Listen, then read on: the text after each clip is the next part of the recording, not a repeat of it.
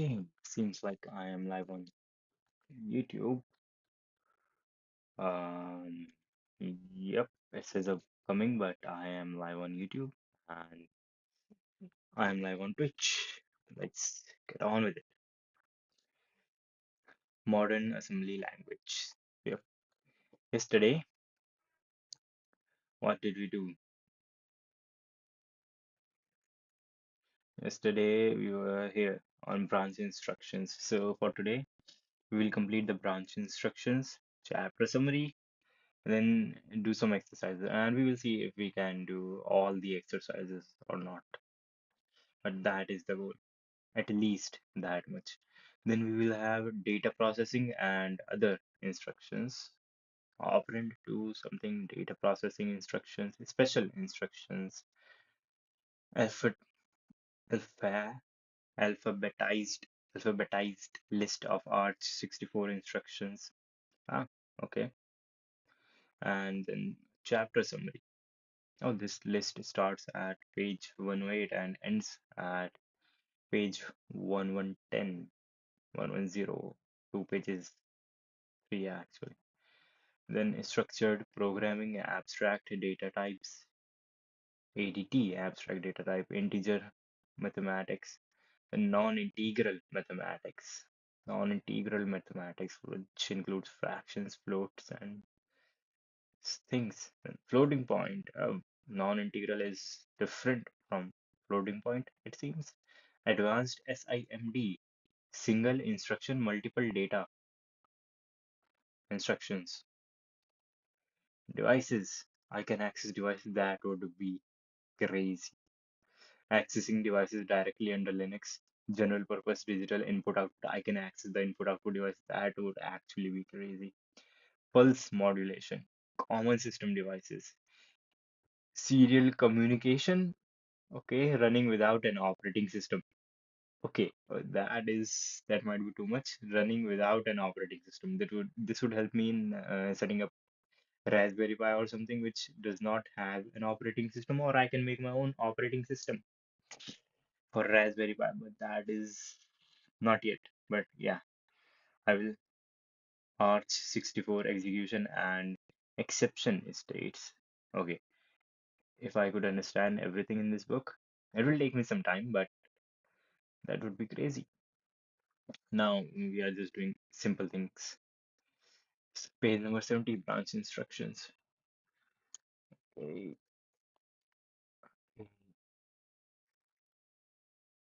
branch instruction. Yep, branch instructions. Branch instructions allow the programmer to change the address of the next instruction to be executed. Yes, makes sense.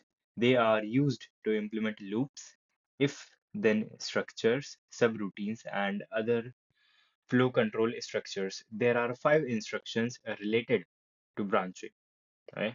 Branch, which will just branch, change, update the program counter. Then we have branch to register, that will update the program counter to the address in a that is provided in a register. Then branch and link, branch and then save the next the value, the address that is next to the program counter in the register 30, which is the link register. Then compare and branch, check a condition and branch decisively. If that condition is true, then branch, otherwise do not branch. Then form program counter relative address. Branch to something, to some address, update the program counter to the address that is relative to the program counter, like program counter plus one or something. Now branch. This instruction is used to perform conditional and unconditional branches in program execution. Just we, that is enough information for us. It is used for creating loops and then if and if then else constructs. This is the only instruction that may have a conditional suffix attached to mnemonics. Okay, this is the only instruction that may have a conditional suffix.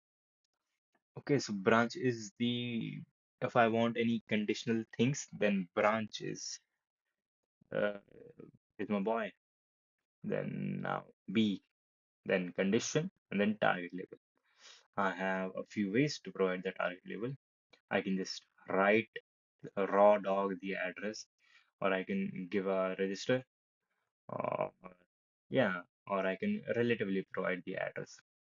The optional condition can be any of the codes from table 3.2 specifying conditional execution. The target label can be any label in the current file or any label that is defined as .global or any file that is linked within a certain range. Yep. Target label can be any label in the current file or any label that is defined as .global in any file that is linked within a certain range. The target label is enclosed as program counter relative offset with 19 bits for conditional branching and 26 for unconditional branch. To calculate the correct address, the immediate value is first shifted left by 2 bits and then added to the program counter. Okay, so this is saying that when the instruction is converted to binary and stored, then label, then the address that is inside the label is not stored directly in the instruction.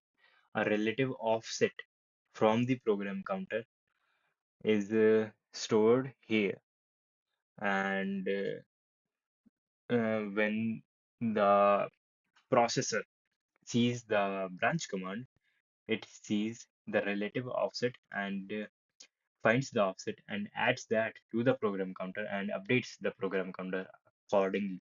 Updates the program counter accordingly. The range of the target label is plus 1 MB for conditional branching and 128 MB for an unconditional branch. B. PC pro the effect is target address comes in the program counter. Unconditionally move new address to the program counter PC. B condition if condition then move the target address into the program counter and if the conditionally move new address to the program counter PC. Examples: branch to label overflow. If the sign of if the signed overflow flag is set, meaning if it has a value of 1 in the P state register, BVS overflow signed. This checks for overflow. An unconditional branch is always taken. An unconditional branch is always taken, no matter what the thing is. One example is an endless loop. Go to the main function and from main branch to the main function, okay, and then the program counter updates itself to this instruction, and in this instruction it says to update to the main, and the program counter updates to the main, and then here it sees, oh, it should update to the main, and then it updates to the main function, and then it sees, oh, it should update to the main, and just goes on. That is what it means by an endless loop. Conditional branching is often used to implement if statements and other control flow logic. If conditional branching, I compare the first 32 bits in the 0th register with 0. Now, if it is equal, that is, the value in the first 32 bits of the 0th register is equal, then I will end if. That is, I will move to this label which points to this first command. What does this do? This updates, this brings back the con this brings back the frame pointer as it was before calling this subroutine, this main subroutine, and the link register as it was before, and then returns. But if it is not equal, then I will go moving forward. Then I will make the 0th register equal to 1. Ah, now branch register. In this, I provide a address of a register. These instructions allow the program counter to be set to the value contained in a 64-bit general purpose register from register 0 to 30. BR branch register. return from subroutine. And I can even provide a register to the instruction, but if I do not, then by default it is the link register. Return uses the procedure link register, which is register x30 if no register is specified. Return is only used to return from a subroutine. Branch with a register can be used for implementing a computed go to switch statement. Yay. Oh, oh. Based on the address in this, I will go there. Go to switch statement. Okay. Address in xn comes to program counter. Return address in x30 comes to p program counter, or if it's specified, then xn comes to program counter. Examples: the branch instruction will set the program counter register to contents of a register. Extend goes to the program counter. This can generate a segmentation fault if the contents of extend are invalid. If not, the processor will begin executing instructions at the address contained in extend. Makes sense. The return from procedure instruction return uses the procedure link register x30 to return when no register is specified. That also makes sense. Store pair. I store the value in this and this into the memory location starting from SP minus 16 bytes. This makes SP first go change to minus 16 of its current value and then adds this data. And since stack grows from top to bottom, therefore we have to grow the stack, we have to reduce the address at its top, which is actually at its bottom. It is a little unstraightforward. Restore values of registers x29 and x30 from the stack. Load pair, get the values back of the 29th and 30th register from the program from the stack pointer, and then update the stack pointer by adding 16. And by adding 16 to the top of the stack pointer, we actually decrease the stack pointer. Return from subroutine to address in 30. Then go back to the link register. Well, we can actually omit this and only this will do the work. The return instruction set x30 is the same as just return. Makes sense. BL. The branch and link instructions are used to call subroutines. BL, branch and link, and BLR, branch to register and link. The branch and link instruction is identical to the branch instruction except that it copies the current program counter to the link register before performing the branch. The branch to register and link instruction does the same thing except that it branches to the address contained in a specified register. This allows the programmer to copy the link register back into the program counter at some later point with the return instruction. This is how subroutines are called and how subroutines return and resume executing at the next instruction after the one that called them. Now syntax. What is the syntax? BL, mm, branch and link. BL are branch to register and link. The target address can be any label in the current file or any label that is defined as global or global in any file that is linked in within a range of plus minus 128 MBs. Branch link, that is the syntax.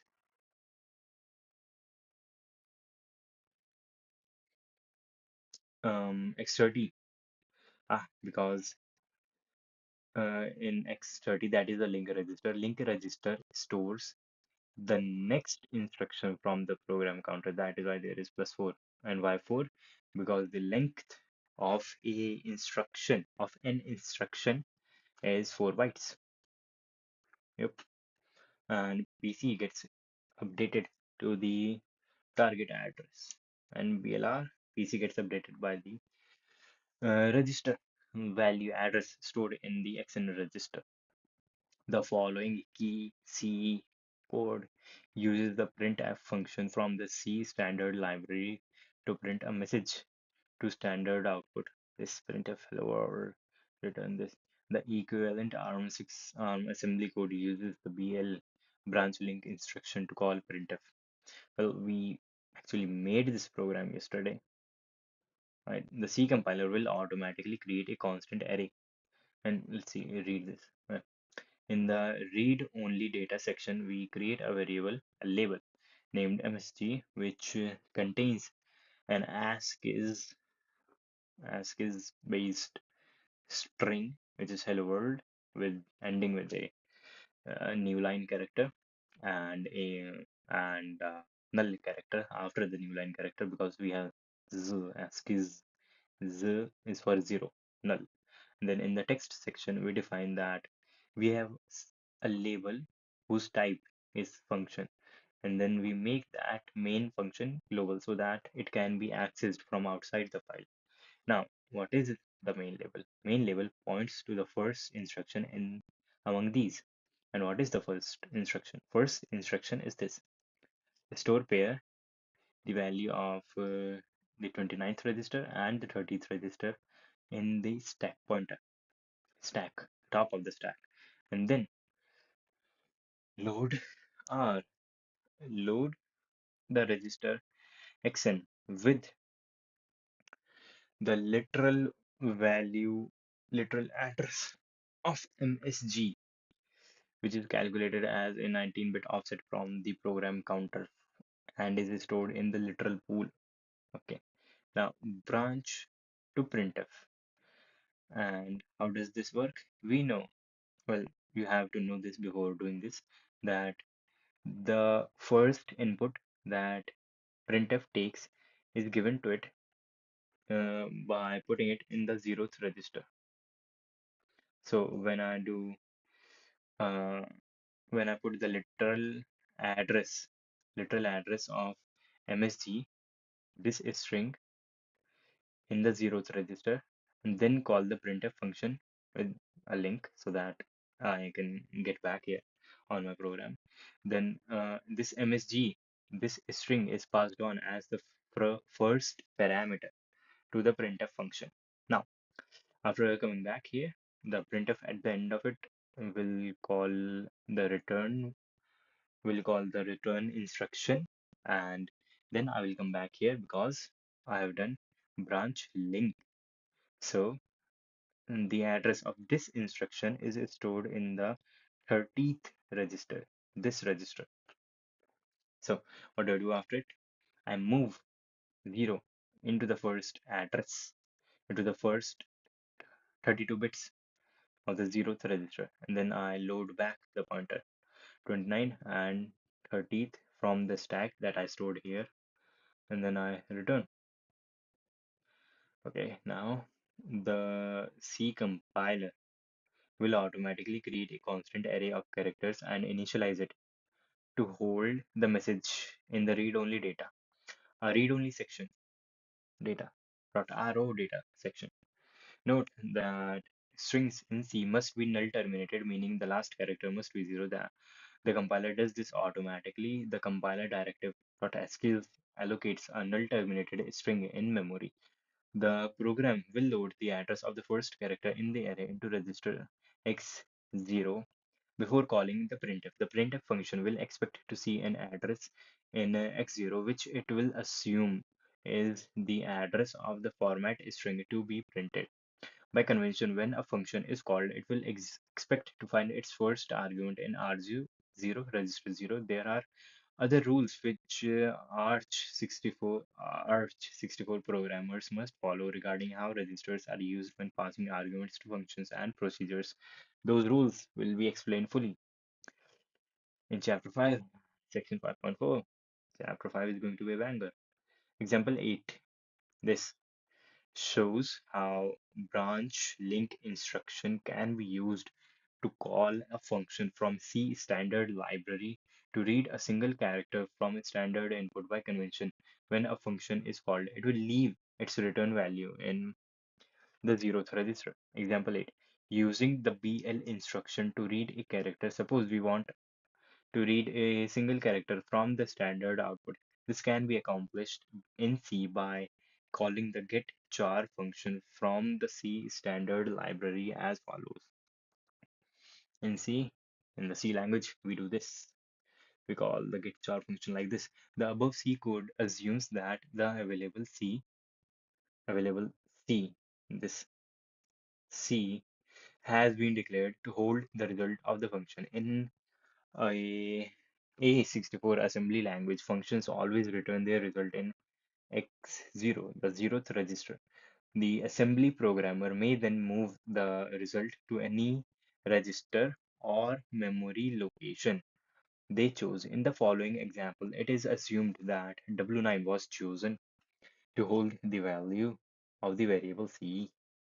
Okay, Irish uh, branch link to get char. This is like calling the get char function, and I will get the return value of the get char function in the zeroth register. And since it a character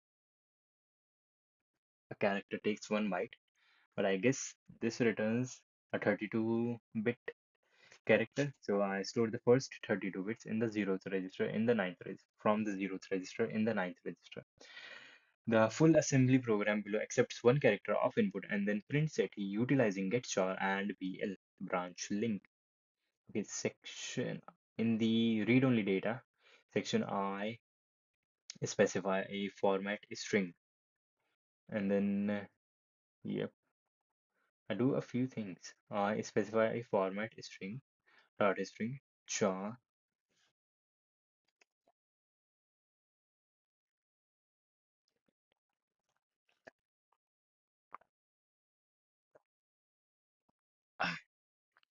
data string, the dot string format string, which stores a string.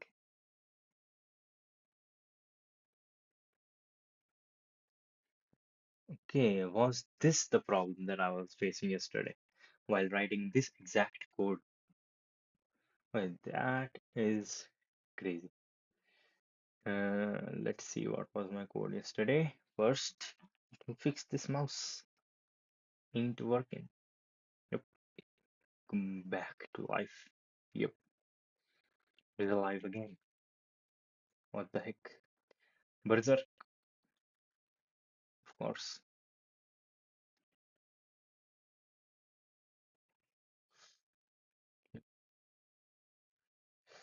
Of course. Berserk cuts and it's not working. My wireless mouse and keyboard. Uh, es funktioniert nicht. Es ist Deutsch. Es ist mein Deutsch. Okay, okay. That is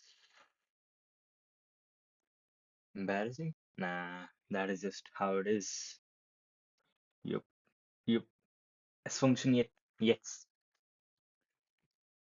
Okay, what was the program?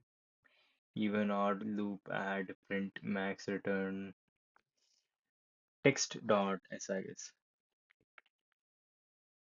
Yep, that's it.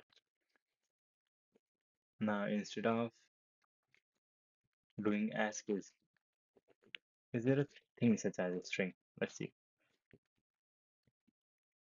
Clang, slang, and the output should be texty, not text. Okay, as function yet. See, I don't get anything. Text dot s.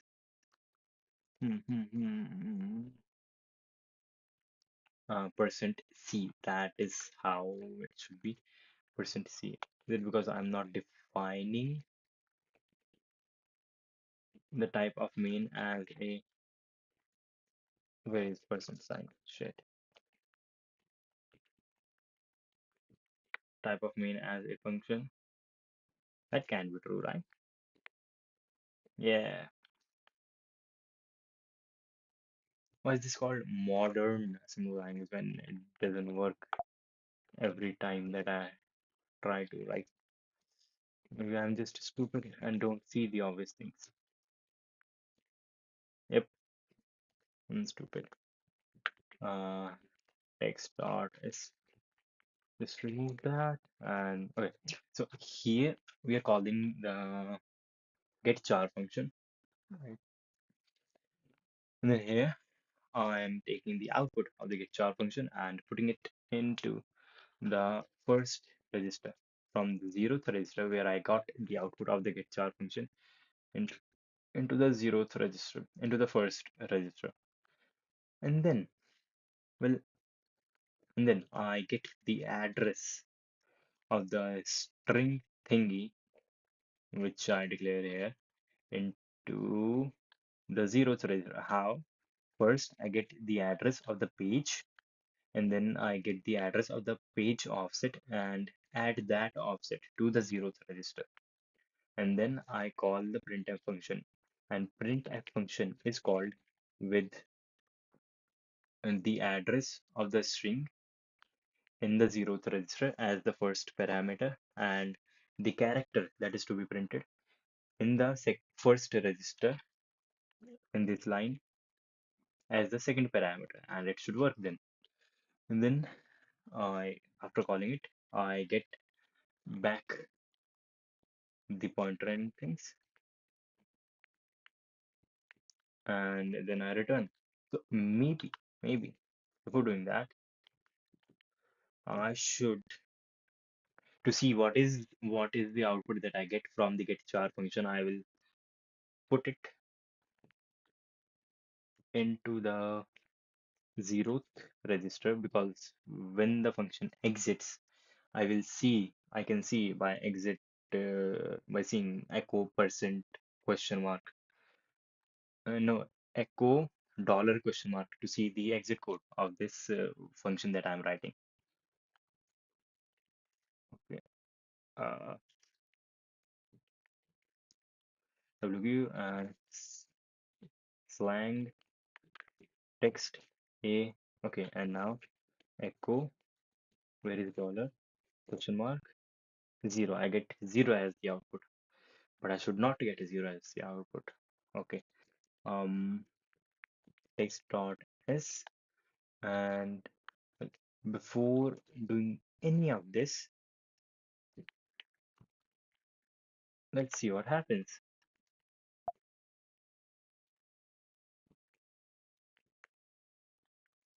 Okay, text and a and echo person question. Okay, so I do get an appropriate output from the um, get char function. Okay, I do get an appropriate output from the get char function. But then what happens?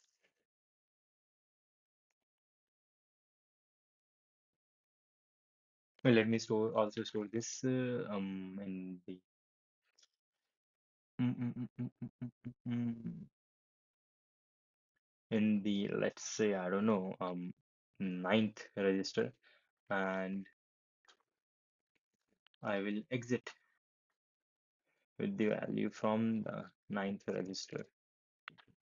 Let's call it lang, compile and run, and echo $% and nothing.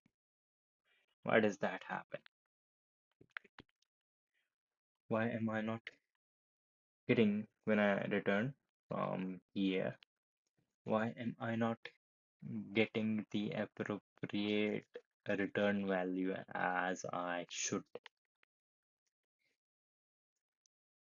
Is the printf function changing this register, the ninth register?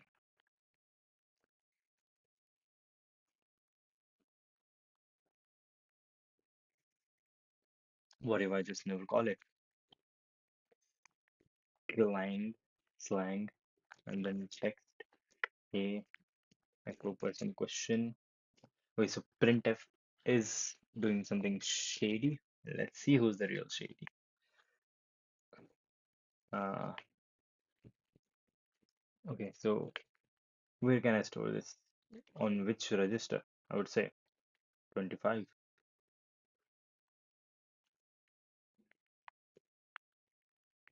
I might mess something up by using the 25th register that I know nothing about what it does, but let's see.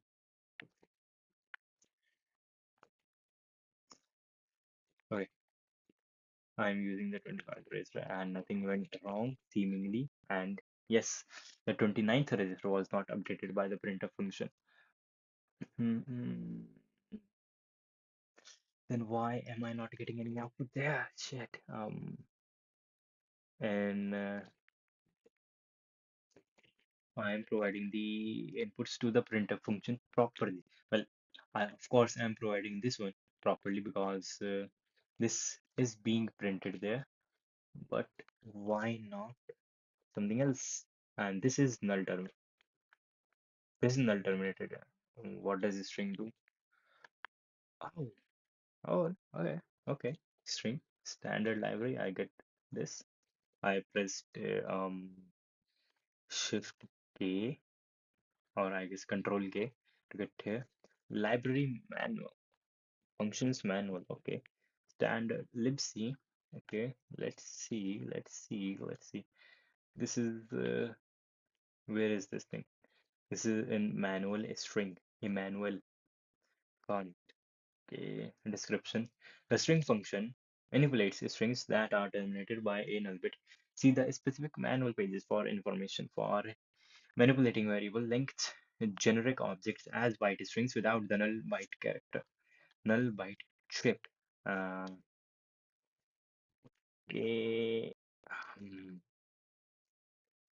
December 1993. Well, it's been quite some time since then. Almost, shit, 31 years.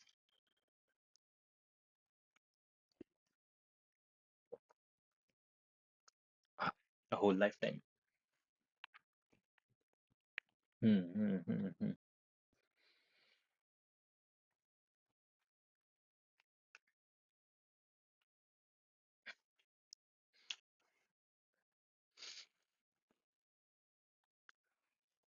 Okay. Move W1. I gotta ask ChatGPT at this point. This does not seem to be making sense.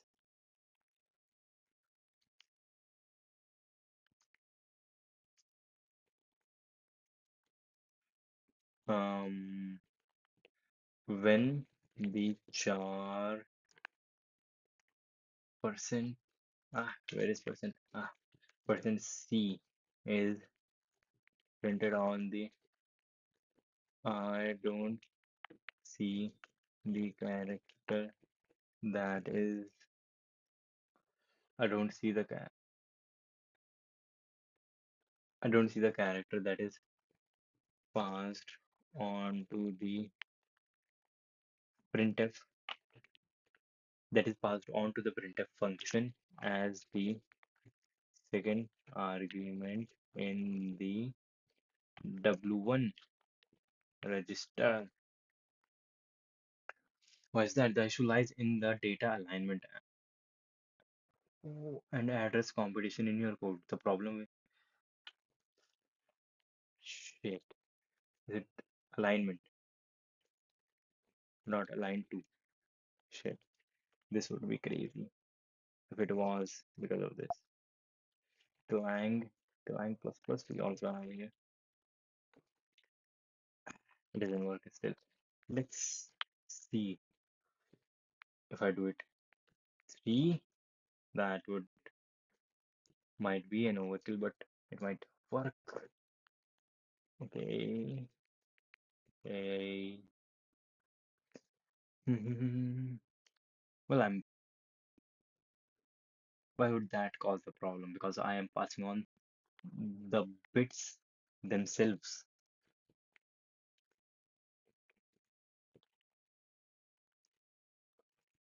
not text. Hey,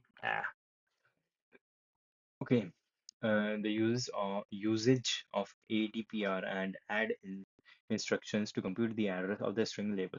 The ARM64 ADRP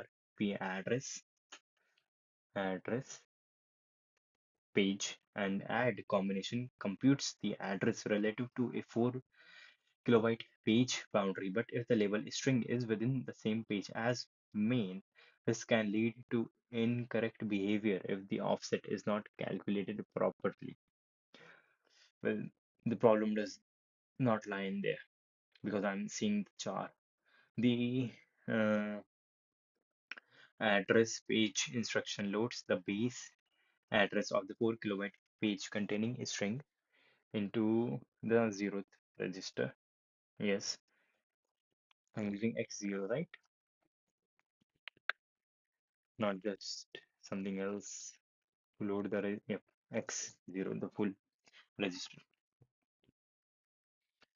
And then the add instruction adds the offset of the string within that page to X0. However, if a string is not properly aligned or is miscomputed, miscomputed, X0 will point to an incorrect memory location, causing printf to receive invalid arguments. Code correction. What did you correct in the code? ADR. What the hell? That does not work on Mac. Replacing ADR add with ADR, preserving SP stack pointer. Preserving is you did not actually change anything in the stack pointer thing. Yep, nothing. And explanation of the fix. Okay, well, let me tell you that I see the char printed on the but don't see the character passed on to it as the second argument. Let's see. If you see char printed, but not the character, the issue could be in how the value of W1 is being passed to printf. Okay, let me write the same code and see that would be a very good move. And text.c. No, this is what I want. Now include. This is just amazing that I can just write a code in C language and then see it's compiled. It's uh, compiled code in assembly language. And then print main, and then I will get a get char function, and then I will just printf that char with a new line. This is just amazing. GCC text.c. Okay, and / text a GCC text.c. Oh, yes, I was using um dot o. I thought that I was not using text and I was test running the same file again and again, but I was updating the text file and the actual output was not being outputted to a dot out file. So now slang text.c and the output should be stored in .text. Uh, and now going text.c, and I want you to get me the assembly code and the output should be text.sm.s and text.sm.s. Crazy. Now sub subtract from the stack pointer 32. Okay, store this and add the stack add stack pointer is 16 and update that this. Okay, I don't know why that they are doing that. And then call the branch instruction and then store byte into the zeroth character from 29 minus 1. Then load unscaled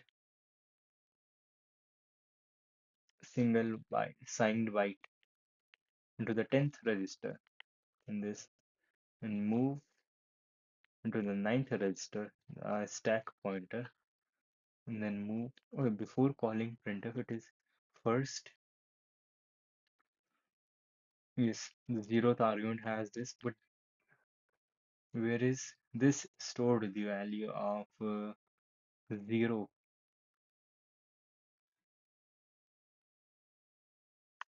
in the 10th register?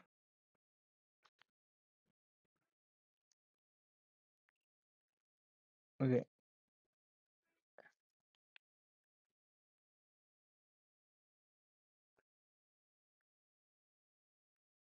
no- okay, so the first argument is being passed on as normal, natural, but the second argument is it going into the 9 10th register here? Let me see. Text.s um, into the um, 10th register. That would be crazy.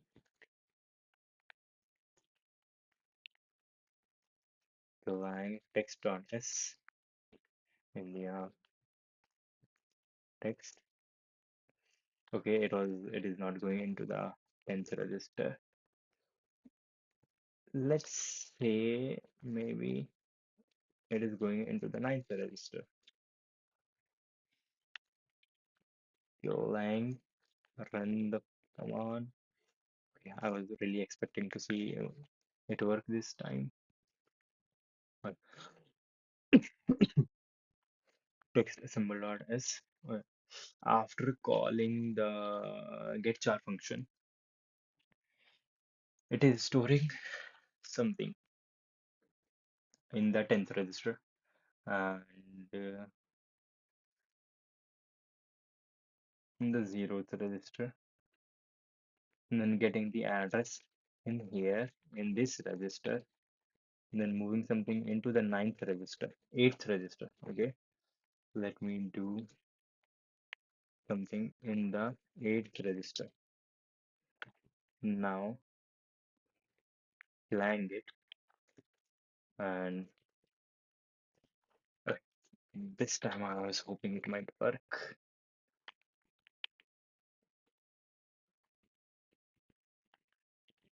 Well, this is their code of what is he doing.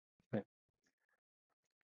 they are storing into the whole 8th register and into the I think it is what the heck is happening?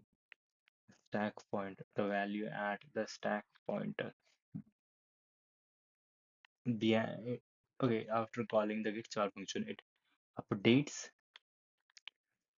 the 0th register with the value at 1 minus the stack pointer. Let me just copy this and add instead of what I am doing, add this here and see if this works. Applying it, and I think it should work. Okay, it does work. Okay, now what are the things that I can remove and it would still work? This is just crazy. Reverse engineering it so fucking fun. Cybersecurity thingy.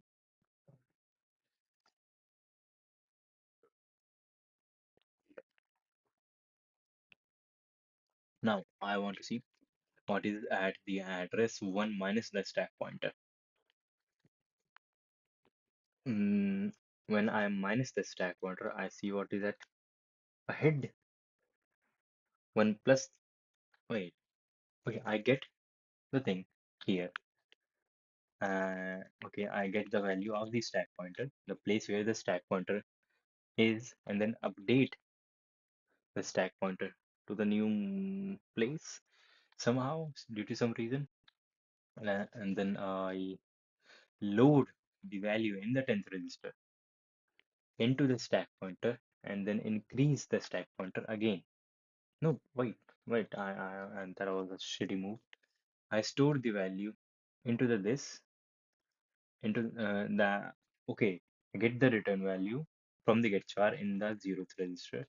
Then I store that value in the stack pointer and update the stack pointer to point to the next byte. Okay, that is okay, that makes sense. And then I that load the stack pointer into the 10th register, the address, then update the stack pointer. Why did I update the stack pointer? Okay, that because I did not store anything. So the stack pointer now has a uh, stack pointer now has some empty thing that it points to. There is an empty address in the stack pointer, empty cell in the stack pointer, whose address is stored in the 10th register, whose address is stored, whose value is stored in the 10th register. Why? Move the stack pointer. Fucking hell. This is not the stack pointer. This is the frame thingy. Frame pointer.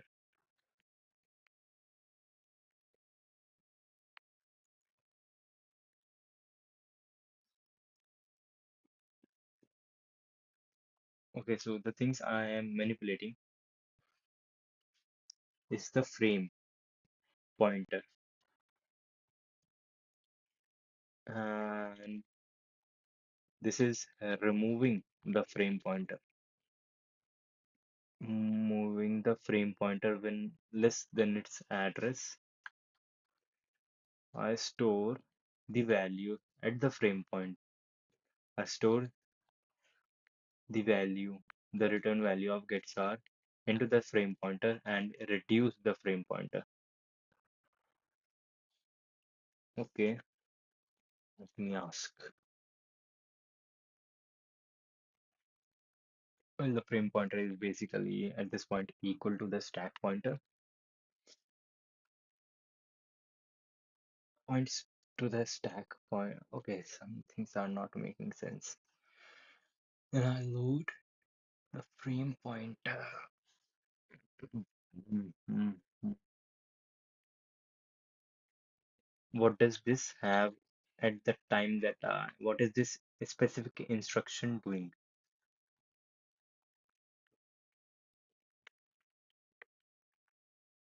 Yo, I am live. Shit, am I not live? Yo, yo, me live.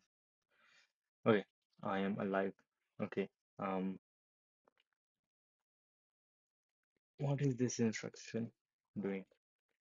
I have to figure out what these instruction do.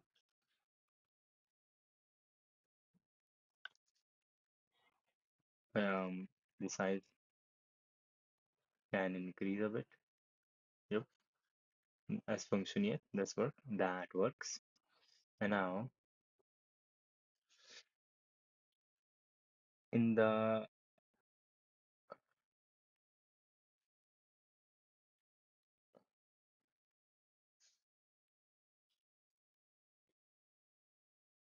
ah,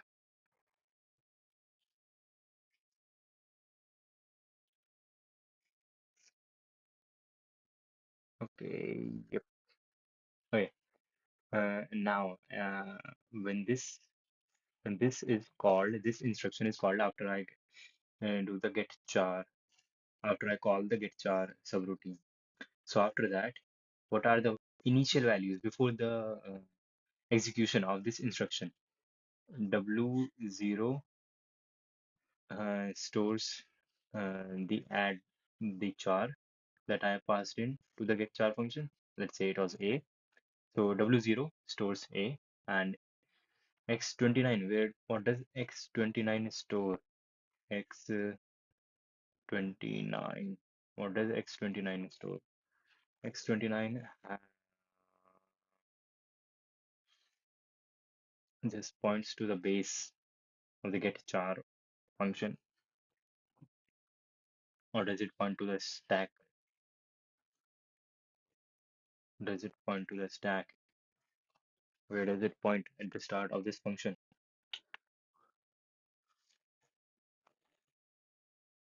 I would suppose after this being called, the X29 thing would point to the top of the stack. I'm assuming that, right? So X29 points to the stack pointer, has the same value as the stack pointer. And let's say this is our stack, which grows downward. So after the execution of this function, what happens is it store unsigned um, from register a byte, byte, byte, right? Because this takes only one byte. Okay, so I am storing this into this. So this will contain this, and after storing into this, then I will update, and after the function W0, the zeroth register will still store A, and the stack pointer, not the stack pointer, but the frame pointer will be uh, reduced by one byte. That is, it will now point here, not a stack pointer. Shit. Don't I have an eraser here? Yes, the X29 frame pointer. This is not 9. This is definitely not 9.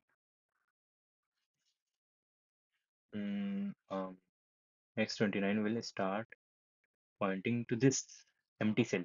And what do I do here?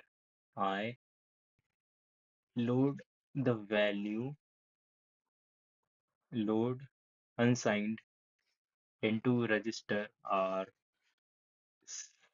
signed bit, unscaled signed byte from the X29 and then update it. But the X29 register is pointing to null. That register is pointing to null. And keep in mind that stack pointer is pointing here still pointing here.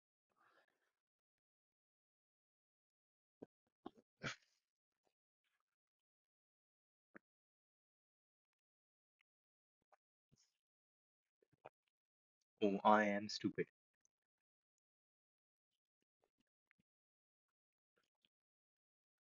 I think I understand it now. What the heck was going on? The thing is that till now I was providing that character itself in the first register, but I have to provide not the character, but an address in the memory which points to that character. That is why they are using this stack pointer to store the address. And I don't know what they are doing in this instruction, what this instruction is doing.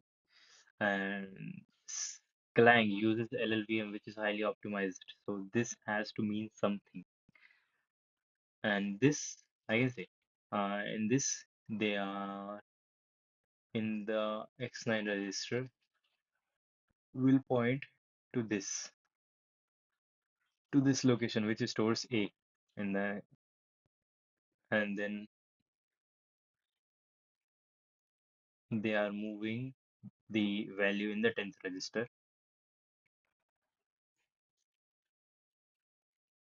the whole value in the 10th register, which they stored in the 10th register by this command, by this instruction. And so there are two things going on here. One thing is this, and the other is this, and this. And these two things are independent of each other. So what this one does, this one thing is it takes the stack pointer, makes the ninth register point to this, and then makes the eighth register store the value whose address is at the ninth register, and whose address is at the ninth register, the character A. Therefore, eighth register stores the character A. And what is this doing? Well, we understand the first instruction. It stores the value A into the 29th register and then updates. This is post increment. I have to see it. Post increment, post increment, the um, different addressing modes. Right, we have different addressing modes, and that one is our post increment addressing mode. Post increment addressing mode. Post. Yep. No, it is not for post increment addressing mode. What is it? It is this addressing mode. A thing and then this. Like same as this. The sign immediate offset, which may be negative or positive, is added to the contents of this of the register, and the result is used as the address. Okay, shit. So this command is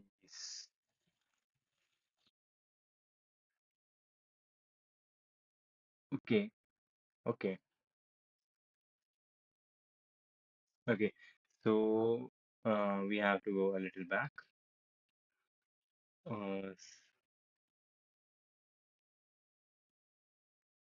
How can I erase everything? Oh, yep.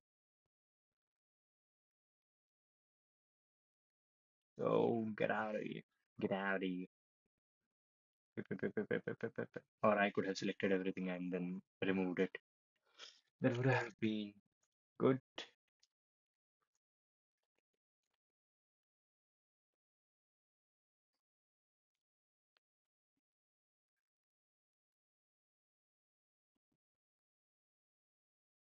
Okay, so let's see what is happening. This is not post increment. This is just a normal way you use the contents of a register. So what this command does, first of all, number one, number one, and we will have a before. Yes, I am writing with the mouse, and after, before and after. Before the W0 register, it's not points, but actually stores the character A, and the X29 points to has the same value as the stack pointer, and here we have our stack. Right, right. We have our stack which grows downward, and stack pointer is here, points to here, and this has some values. We don't know.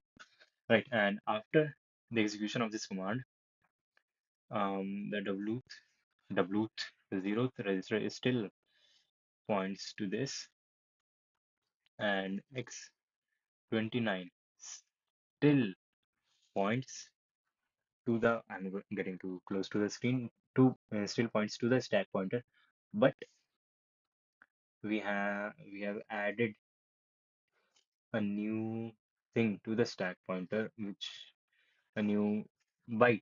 We have stored a byte in the stack pointer, and it is this. And who stores that address? Nothing. We just have it as an offset from the 29th register, right? And then after this instruction, the second instruction, ah, shit. Now after the second instruction, here, that too is not very beautiful. After the second instruction, what do we?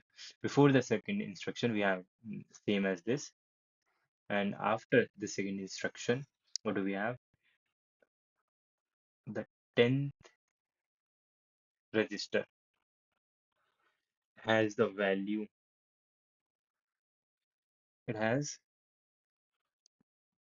because it is loading, it has the value A. Okay, and that is it. That it does. Now in the third instruction, this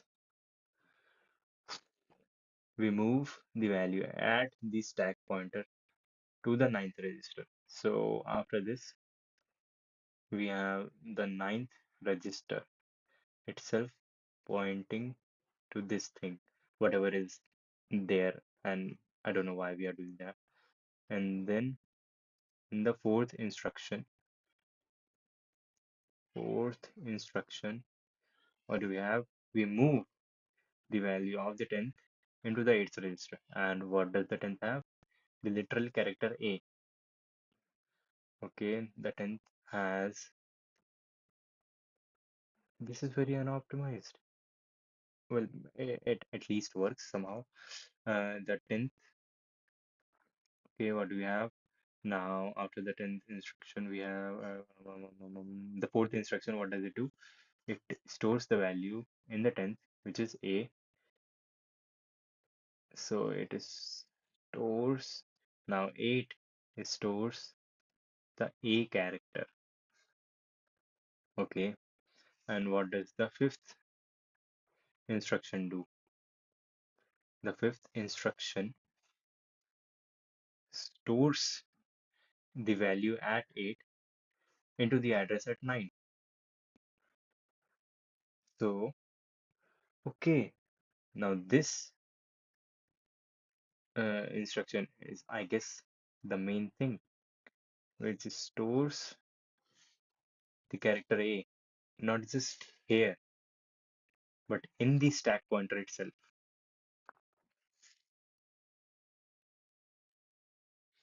But why did we have to go through all this?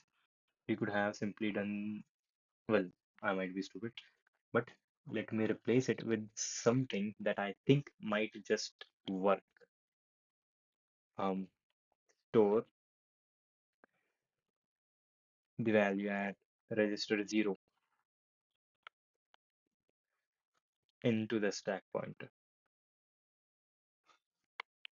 That might be able to replace all of these commands.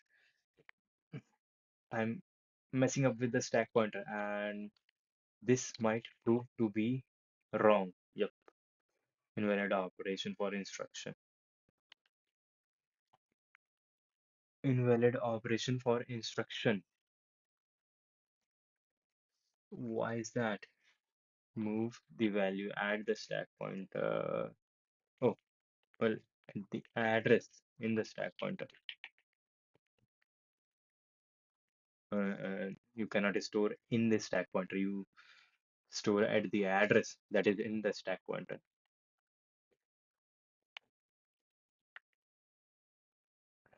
Was that all that I had? So this is very unoptimized. This thing is very unoptimized. And yes, I am using the Clang, the new compiler, the new C compiler. Let's use GCC, text.c, and the output should go to text asm gcc.s, and I want it to compile in the assembly. Text asm gcc.s, and yep, it is doing the same thing. Okay, so I replaced all these commands with a single command, which does store the value, add this into the memory location whose address is in the stack pointer. And I believe this will work even here. Now, GCC, yes, let me compile the text, asm gcc.s, and the output should be text C. No, not slash text C. It still works. It might be messing up some things in inside there, but no, seems to be working correctly because this thing that I did is very modular. No, not very modular, but it seems correct, right? I think I did the right thing. Now, getting back to where we were, program counter relative offsets. Yep, here we were, and this was the function we were talking about. Yep. Now this compare and branch.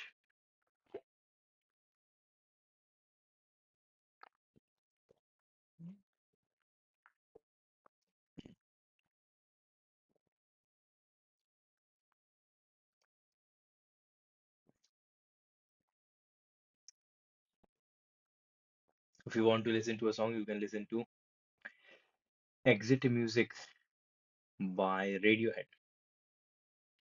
Now, come we move on to compare and branch. Variation of the branch instruction. These instructions are used to branch conditionally, and this is the only instruction which can have a compare type, compare option after it. These instructions are used to branch conditionally if a register is 0 or non-zero, uh, or if a byte is 0 or non-zero. Now compare branch Z not 0. Compare branch if 0. Compare and branch if non-zero. Test bit and branch if 0. Test bit and branch if not 0. CB not 0, not 0. TB compare and branch, test bit and then branch. Oh, branch here, and why is this here? The CBZ and CBNZ instructions have a range of 1 MB encoded in 19 bytes. In 19 bits, this label. The range of test bit and test bit not 0 instruction is plus minus 32 KB encoded in 14 bits because it also has to account for this thing. The immediate 16 specifies which bit to test, 0 to 36. Oh, oh, 0 to 63, which bit we wanted to test. The label must always be word aligned. And why are we using RT?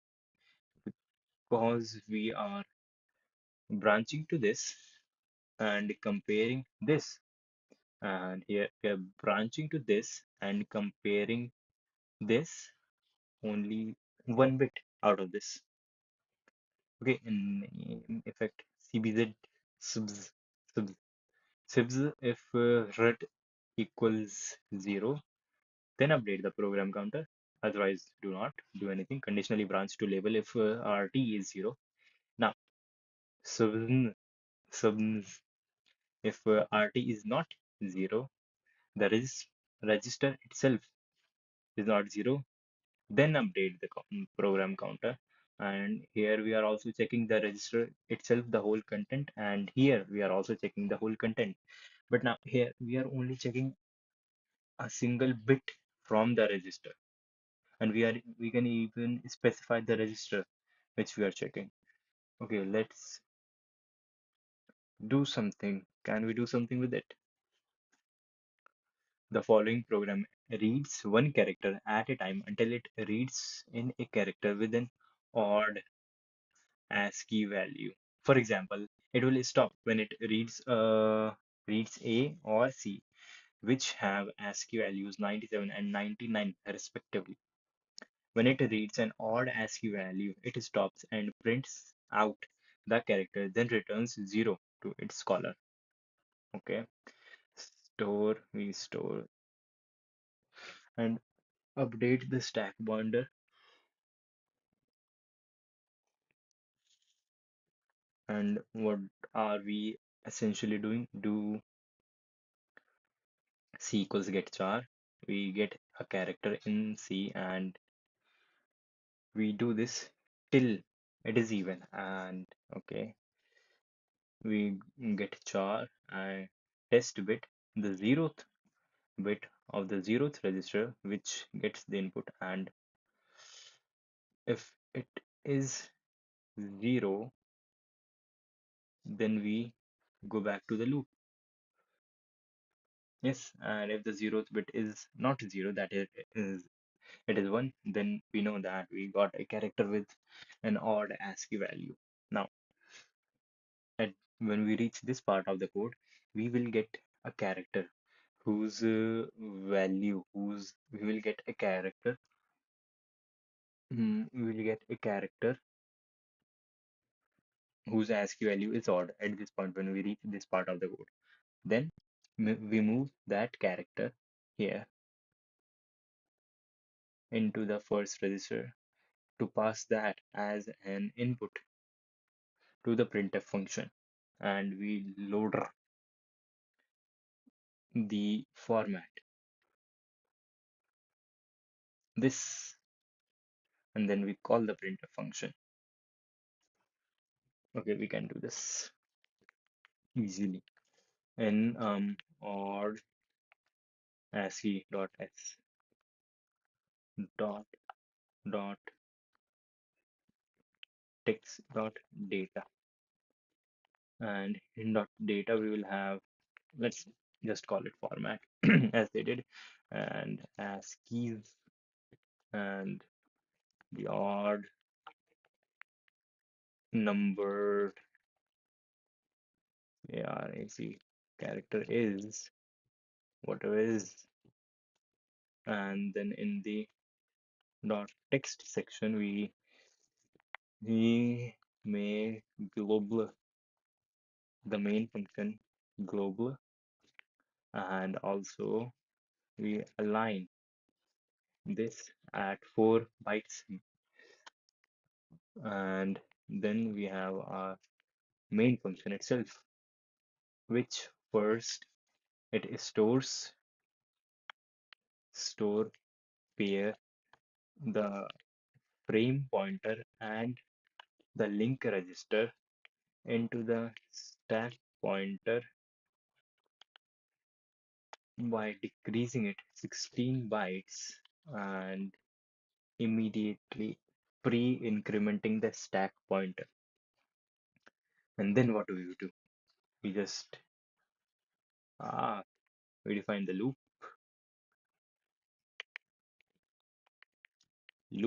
What does the loop do?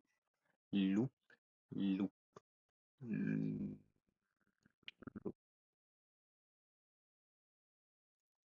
Do we have to branch on to the loop, or just the loop starts its execution after this? Well, after this doesn't matter. This instruction will be stored at the address next to this instruction. So yeah, that makes sense. Now, in the loop, what we want to do is we want to call the get char bl with this get char, and after we get it, we want to test bit, then branch if 0. And whose bit we want to check?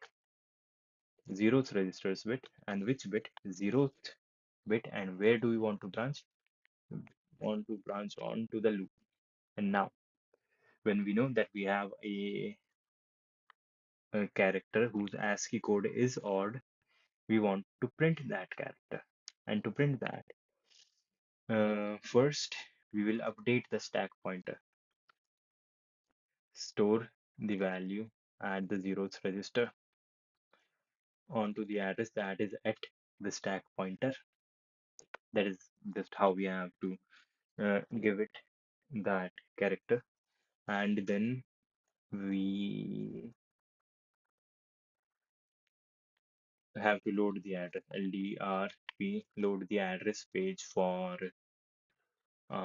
into the X0 register, whose address page format at the rate page, and then add and store in the 0th register and add to the value in the 0th register what format page offset from the page. And after that I just call the bl add printf function, and then subroutine. After that subroutine I will load pair the 29th and the 30th registers from the stack pointer in the 16th. No.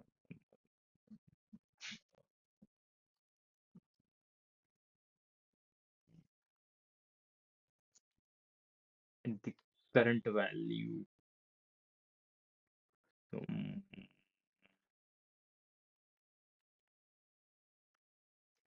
I think this has to be post.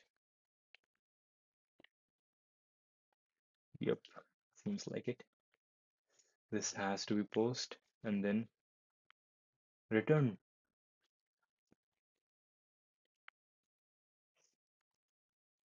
Clang add uh, odd, not add, odd as he said, and the output should be odd. Okay. Unexpected token in argument list. How do they do it? They do it the same way. Maybe I forgot the comma. Yep, I forgot the comma. Um, yep, I forgot the comma. And now we do clang this main symbol LD not found for architecture ARM guy referenced. Okay, not text but odd ASCII, and instead of main I have to define it as underscore main. That is just how they call the main function, the entry point, and then odd. Okay, I know B is not odd, and when I enter B, it does not work, and D is not odd. When I enter D, it does not work, and when I print A, I don't get it. Okay, that is because in here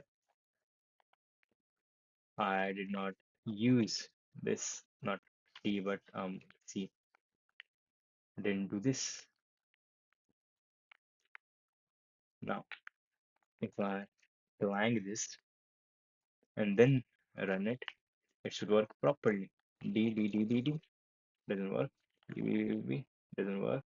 And if I do A, es funktioniert. Yes. So now it works. We don't even have to read this because we know it works. Now, here we are. 1 hour and 20 minutes. That is good. And I'm not even tired. Form PC relative address. These instructions are used to calculate the address associated with a label.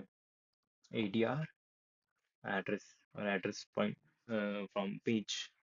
Okay, program counter relative address.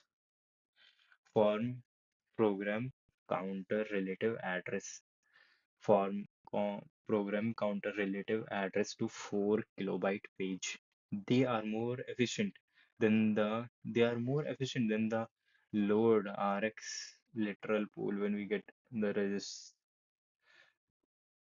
pseudo instruction, because they can calculate a 64-bit address in one or two instructions without performing a memory access. They can be used to store any address that is within range. If the label is out of range, then the assembler or linker will emit an error, and the programmer can change their code to use the LDR instruction. Okay, upload operation is either address, load the address of, or ADRP, that is address pointer, no, address of the page of this label into this. Okay, and if it is too big, then we can, instead of storing the address itself in the instruction, we can store a literal address in the literal pool. That makes sense. Address has range of 1 MB, 21 byte immediate. Okay, if we are, because we will be using ADR, writing ADR here and RD here, and then a 21-bit immediate value, a label that has an address of 21 bits that can be stored here, and ADRP has a range of 4 GB to the nearest 4 KB page. Okay, the 21-bit immediate is shifted left by 4 bits and added to the PC by 12 bits. Okay, the lower 12 bits of a label's address can be added to the ADRP to exactly address a label. Does that make sense? And get the address of the label into the RD register specified, and the page address of the label into the RD register. Okay, example, the ADR instruction is helpful for calculating the address of labels at runtime. This is particularly useful when the address of a label must be passed to a function as an argument. ADR instruction is helpful for calculating the address of labels at runtime.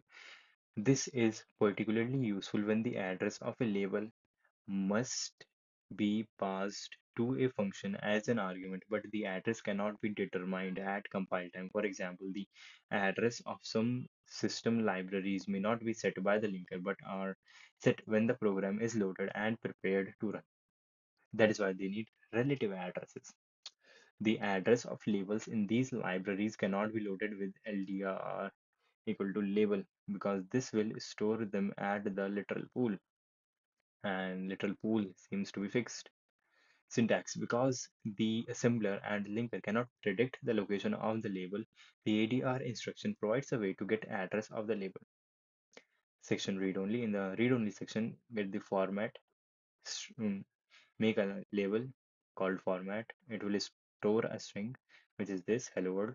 Then in the text section, there is a label main, whose type is a function, and we are making it global.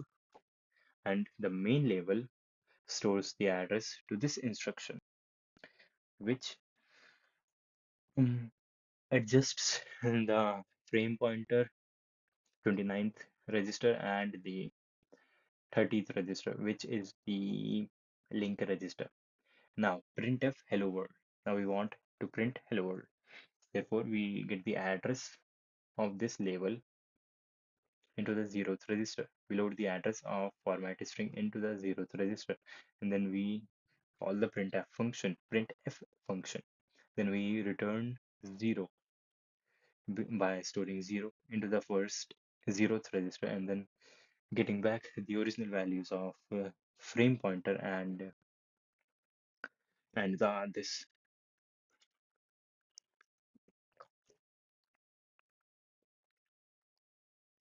and the link register, and then returning.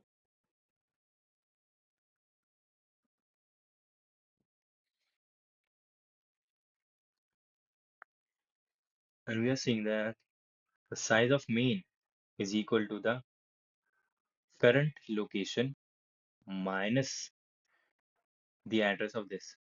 That is the size of main. The range of ADR is just as limited as a unconditional byte, and the range of ADR is just as limited as an unconditional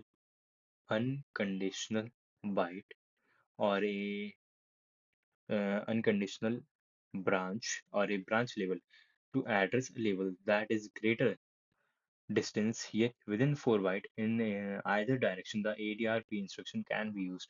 Note that the following code allocates 4 bytes of data. If that allocation were done in the .data section, then the executable file would contain 4 GB of data. By allocating the data in the .bss section, the program size is reduced by 4 GB. As an added benefit, it takes much less time to assemble the program and less time to load and run it. Okay. Note that the following to address a label that is greater than half yet within 4 GB in either direction, the ADRP address page instruction can be used. Note that the following code locates 4 GB of data, allocates 4 GB of data. This program allocates 4 GB of data. Mhm. If the allocation were done in the .data section, then the executable file would contain 4 GB of data, initialized variables. Okay. By allocating the data in the .bss section, the program size is reduced by 4 GB. Uh, okay, is reduced by 4 GB.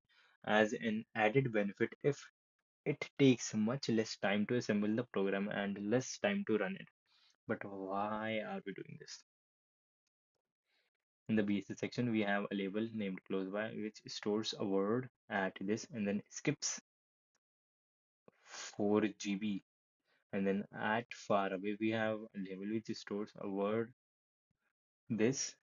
And then in the text section, we have main function, which is global, and we are storing the address of 0, and the address that is stored in far away label, mm, the address for this thing into the zeroth register, and then we adding the offset of far away register into the zeroth register, and then storing it into the zeroth register, which points to exactly this, and then we return. So after return we will get this. A special notation is used to add only the lowest 12 bytes, lower 12, or the far away uh, of the label to the address page address. This fully calculates the label address because the 4 byte KB page is addressable with 12 bytes bits. Now we move on to the chapter summary. I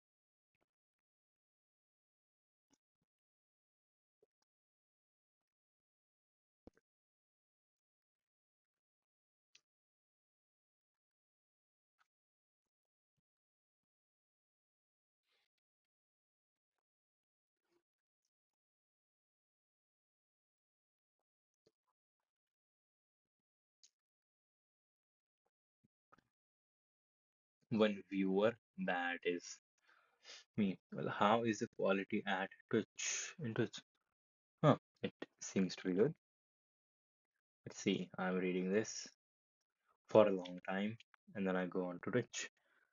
Mm, it is fine. Not amazing, but my camera is good. That is good thing. Shit, I have to make it appear now. Whoa, excellent. It says at 3.5 bit rate. Stream number 10. One viewer, 3 views for stream 8, and before that 7, 7, 11, 7:45. God damn it, for Advent of Code. Stream for 3 minutes. Yeah, very amazing. I have been streaming for. Oh, okay. I have been streaming quite. My stream time has increased. What the fuck? Okay, now chapter summary. The AArch64 instruction set architecture, known as A64, includes 32 general purpose registers and a 4 basic instruction types.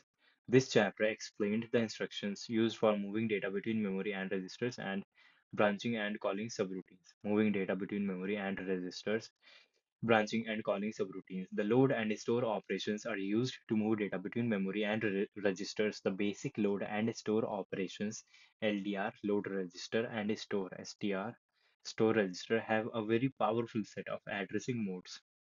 Yes, the assembler provides pseudo instructions for loading addresses and loading immediate values. The AArch64 processor provides both conditional and unconditional branch instructions. The branch B instruction can be used to create loops and to create if then else constructs and other types of control flow. The branch and link instruction is used to call subroutine functions. Yes, it sets the register X30 to the program counter, hmm, and that is the link register program to the PC of the next instruction before branching to the subroutine. At the end of the subroutine, the programmer can use the return instruction to copy register X30 back to the PC, thereby resuming the calling function at its next instruction. Now we move on to exercises. How many? Just 10. We got this. We got this. We got this. We fucking got this. Which registers hold the stack pointer? Return address and program count. Stack pointer is stored in the stack pointer register. Return address is stored in the link register, that is the register X30. And program counter is stored in the PC register, program counter, which is more efficient for loading a constant value. For loading a constant value, LDR, pseudo instruction, or the move instruction. Explain. Well, if I want to load a constant value, then it is better to use the move if the value is small, because to use the move instruction, I do not have to access the memory. And if I were to use the load instruction, I would have to first store that value in the memory and then access that value from the memory. That is twice the work. And move just simply updates a register with a constant value, right? Constant value. The no shit. This is not used to get LDR pseudo instruction to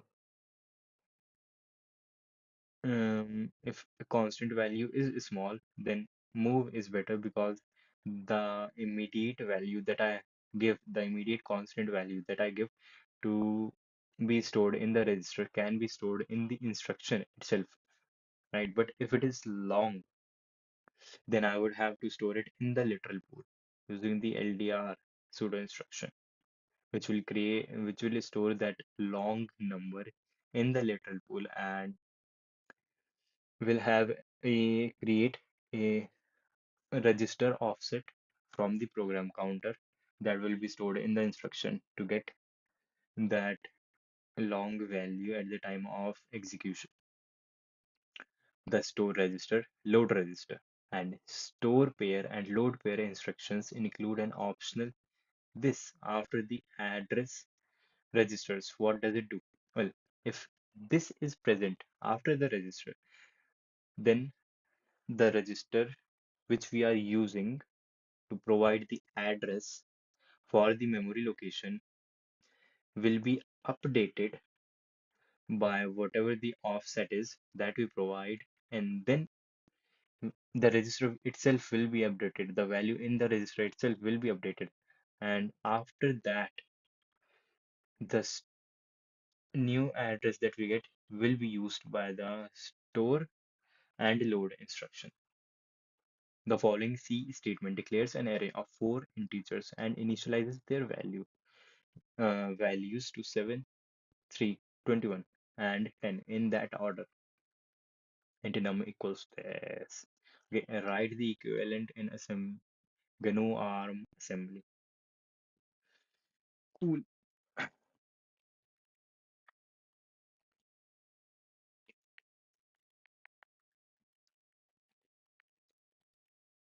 Chapter 1, this is chapter 3.s, right? Yep, chapter 3.s.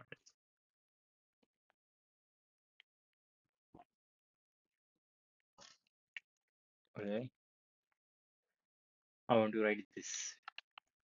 This all will come in the data section where I will have in the data section I will have a label named nums,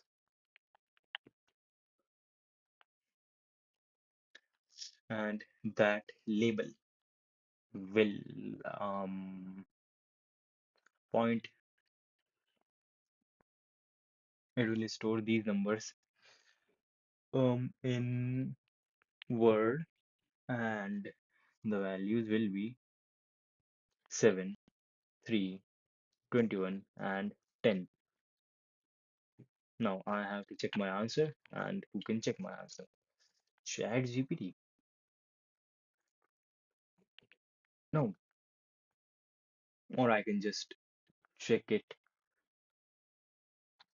using an ingenious method. Okay, this is my answer. I know what my answer is. And I can convert this into a C program. Okay, what is that is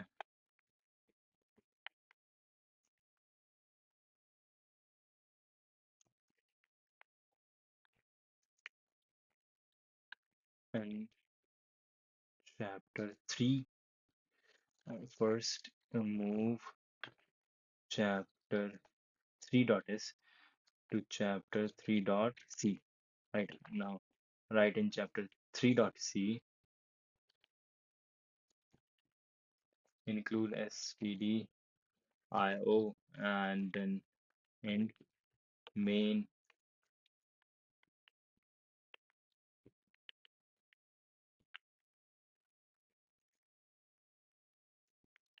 and then this has to be comment. Now I will convert this using lang into the assembly chapter 3.c, and the output file will be called chapter 3.s 3.s. No, now chapter 3.s. Let's see what is there, and where is nums? Where am I declaring nums?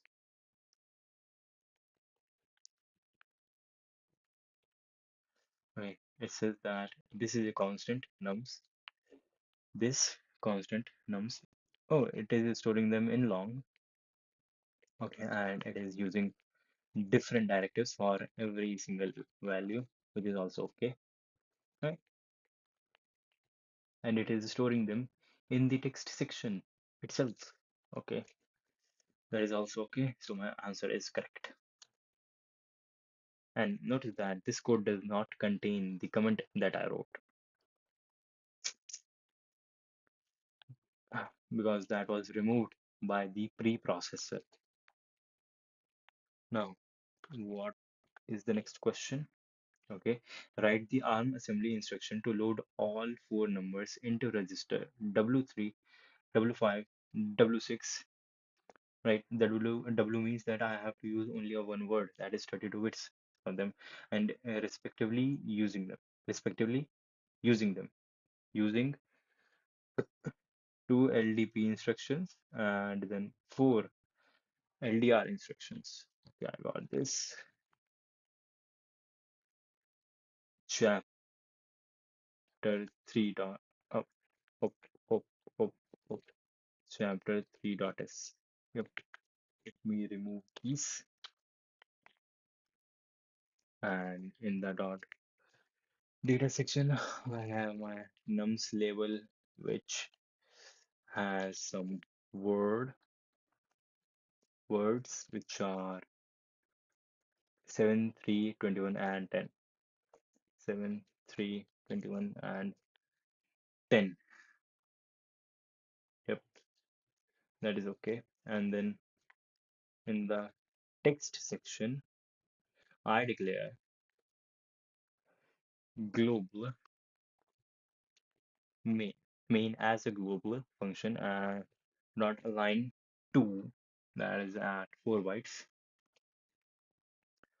And then I give the thing that is the for give the instruction whose address is to be stored at in the main label. Okay, and what is the first instruction? Secure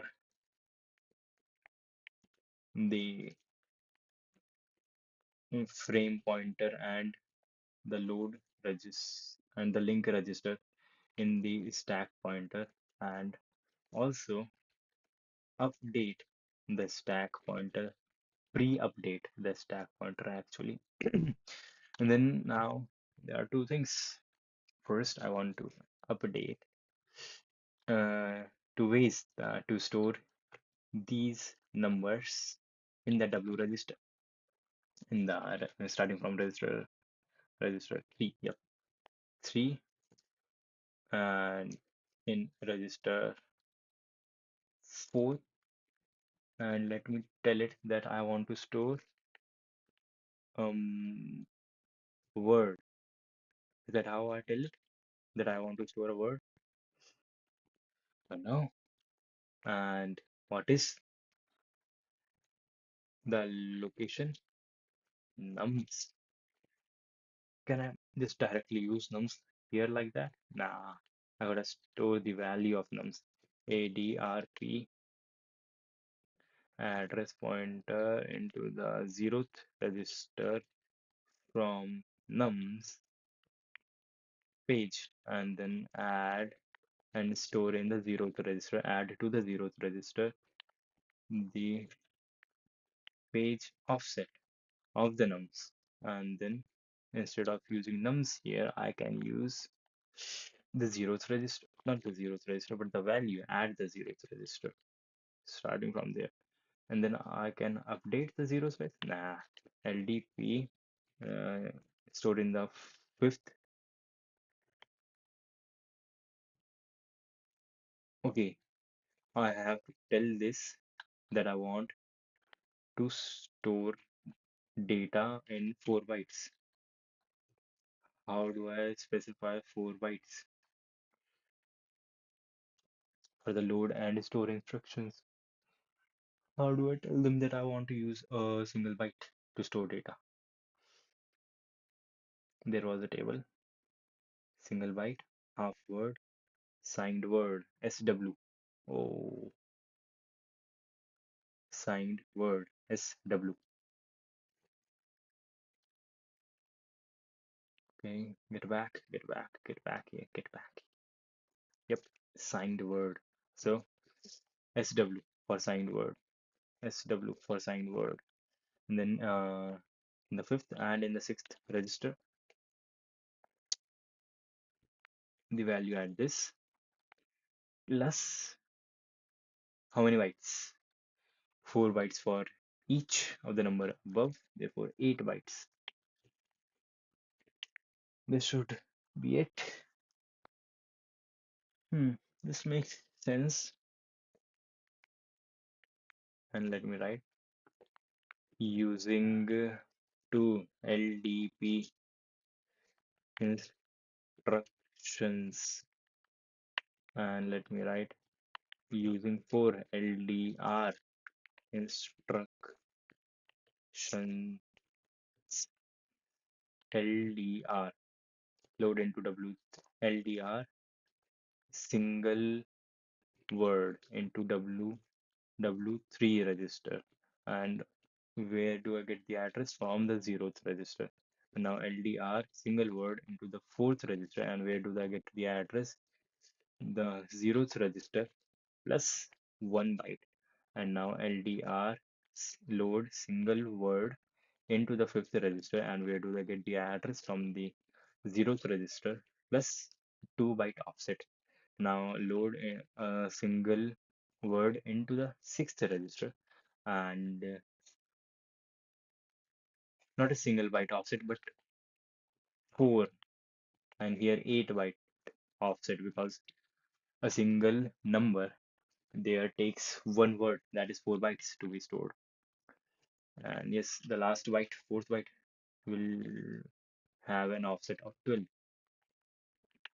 This seems to be correct. Now let's ask Mr. Altman if he agrees.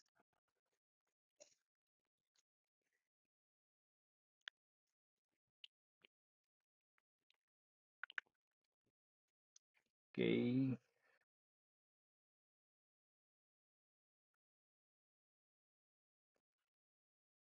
uh, just copy the thing. ChatGPT will make sense out of it.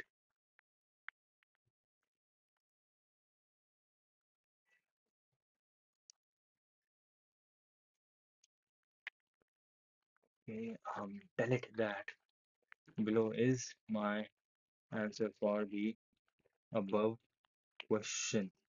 Is it correct as per your knowledge? Or code is almost correct.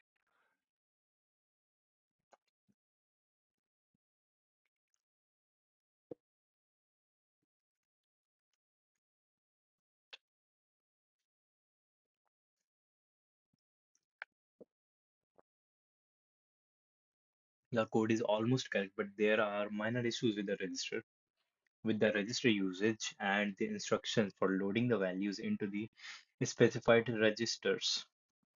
Okay, here is a detailed analysis and correction observation. Register for loading values. The requirement is to load numbers into W3, W5, W6, W9. I am stupid. Your load single word, load pair single word, and load pair will had some values loaded in this, which is not the part of the required set on. Okay, my mistake. You saved this and this on the stack, but you didn't restore them. While it's good practice to save and restore these registers, it's unnecessary for this simple program since you are not modifying them. That makes sense.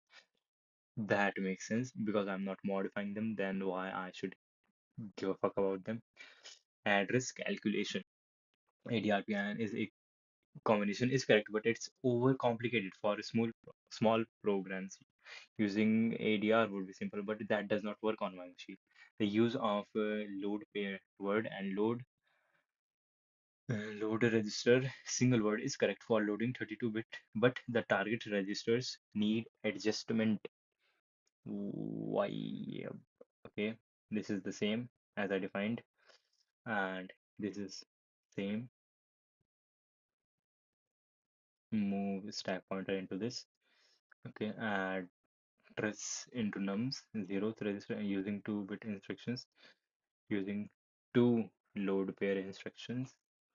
Load pair single word into W this and W this, and adding 8 offset, and yep, my code is correct.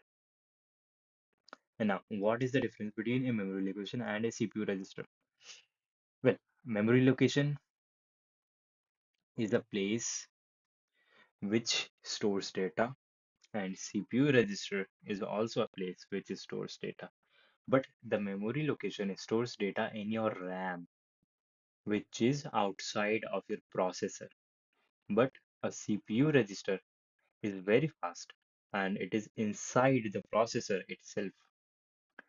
And the processor cannot work with the data stored in the RAM. For the processor to work with any data, the data first has to be loaded into the registers.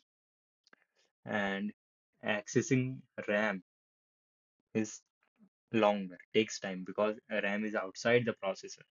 But accessing the CPU registers is very, very fast because they are inside the processor itself. That is the difference. How many registers are provided by ARM instruction set architecture? Well, it provides 31 registers, 31 general purpose registers, and 32 general purpose registers, it seems, starting from X0 to X31. How many registers are, yes, 32. Assume that X is an array of integers. Okay. Convert the following C statements into ARM assembly language. Hmm. Hmm. Okay.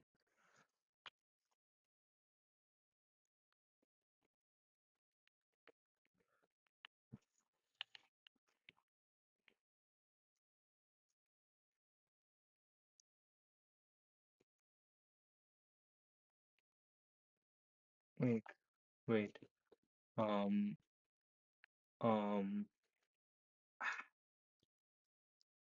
I'm trying to comment them in a single block, but I guess assembly language does not provide any way to comment them in a single block. Okay. Now for the second one, I have to have, let's say, X label, and we just for these. Okay.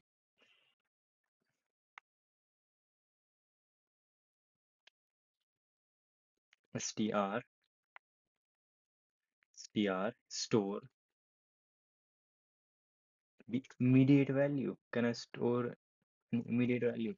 I guess first I have to move into register. Let's say 0. I'm using 0 for my purpose. You can use whatever the heck you want. The value 100 into the eighth thing, and what, an array of integers. Integers are 32-bit characters. Okay. Oh, long is also a 32-bit character, so there was no problem there. Double is uses 64 bits. Okay, now I want to store single word into the memory location first. Shit, I have to get the address. P. I will use the zeroth register to get the address now, to store the address of the X label here at page and X at offset. Now X has the value.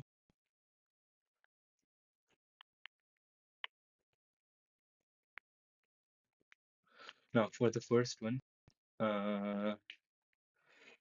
the address of X array, the first element of X array is stored in the zeroth register.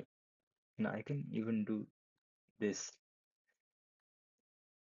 Oh wait, the address itself takes 64 bits, so yes, X0. Now the address of that of the first element is stored in the zeroth register, and since I want to move the value 100 into a memory location on the RAM, first I have to store that value in the in a register, and then store that value from the register X1 into that thing, into the memory location, and that memory location has an offset of 8 8 bytes. Yes, it has an offset of 8 bytes from the beginning. Now that is for the for first command. Now for the second command, what do I have to do? What do I have to do? Store into the register memory location with 10th offset from the X, the value that is at the memory location X itself. Okay, so now first load register with a single word. I will be using register 2 for this. What is it? What is the memory location from which I want to load? That is X. So that is X0. Now I have the data. Now I want to store that data. Load. I have to load that data. I have to store it. Store single word from the second register into the register which has an offset of 10 bytes from which has an offset of 10 bytes from the base of the array. Now for the third command, I have to store from the third to the ninth, which is easy. Just something like this. Third command and then this. Instead of going with the base, I have to get the value from the third offset and then store it at the ninth offset. Now this seems to work. I guess this will be correct.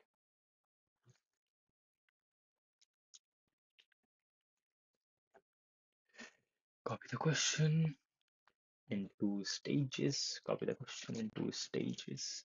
First this, then this. Yep. Below is my answer for the above question. Is it correct? And I guess it will be. Has a few issues related to addressing and instruction usage. Here is a detailed explanation and correction for each part. Okay, when it does that, let me go to the for a minute.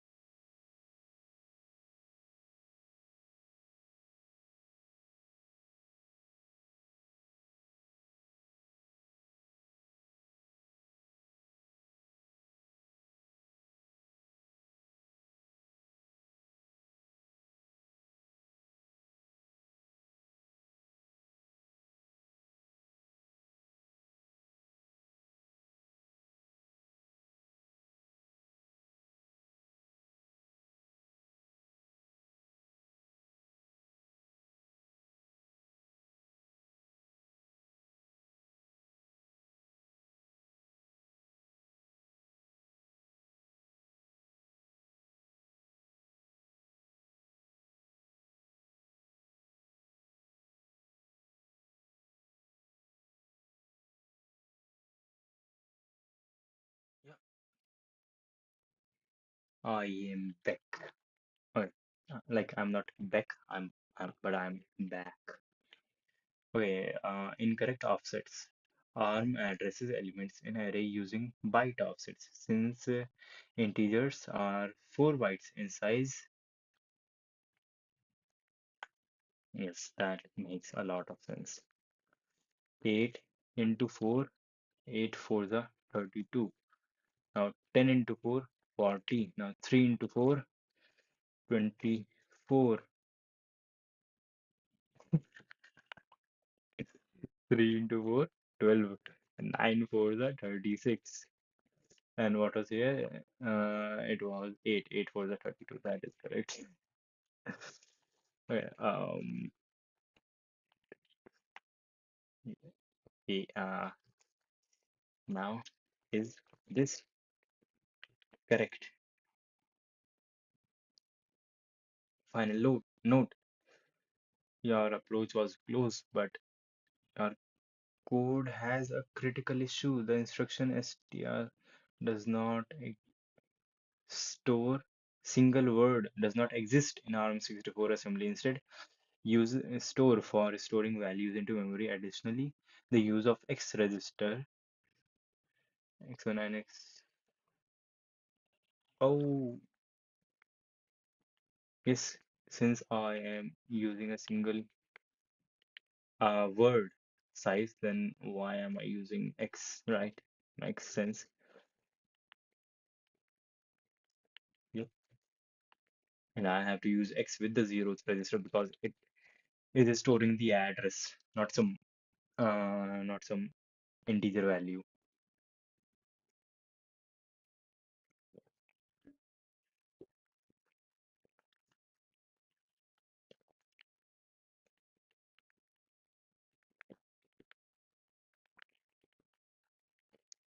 Okay, now this got to be correct, I guess. Right. Now talk. Now talk. Okay, your corrected code is now correct. Now talk. Okay. Breakdown of each command. Each command, first command is this. Okay, well, it says that it is correct, and yep, it is correct. Only three questions remaining. Assume that x is an array of integers and I and j are integers. Convert the following statements into 64-bit ARM assembly language. Okay,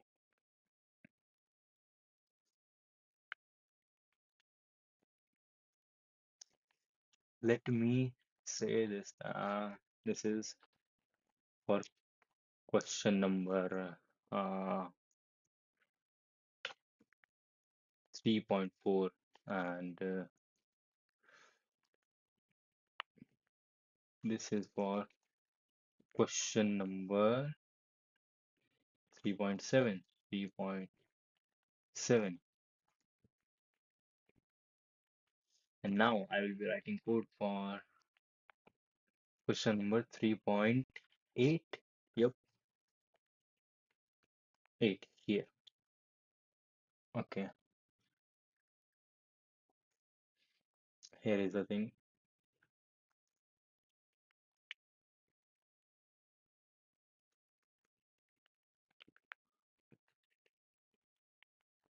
Here's the question. And okay, so j is an integer and I is an integer and x is an integer. Uh, X is a label. All of these are labels which point to some place. I will get the address here, address page. I will be using the zeroth register to store the base address of the array. To store the base address, I get first get the page address for this and add and store into the zeroth register the page offset of x. Now I have the base address of the array in the zeroth register. Now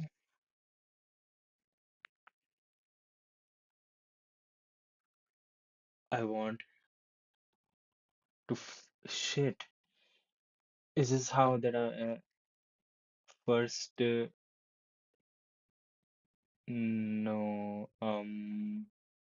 can I use the label itself to get the value at the memory? Like let's say I want to load into register 1 the memory label, the value that is at the level j. That works, I guess.